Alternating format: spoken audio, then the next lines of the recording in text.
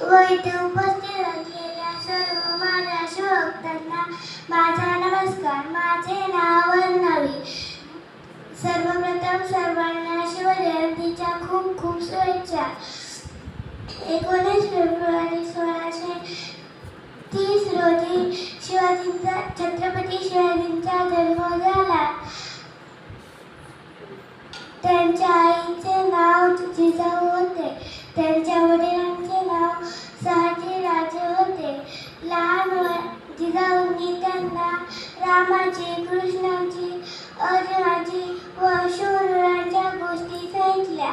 लहान वयातच त्यांनी आपल्या मावळ्यांसह रायरेश्वराच्या मंदिरात स्वराज्य स्थापनेची प्रतिज्ञा केली. शिवाजींनी तोरणा किल्ला जिंकून स्वराज्याचे तोरण बांधले. अखेर 3 एप्रिल 1680 रोजी छत्रपती शिवाजी महाराज काळाच्या पडद्याआड गेले.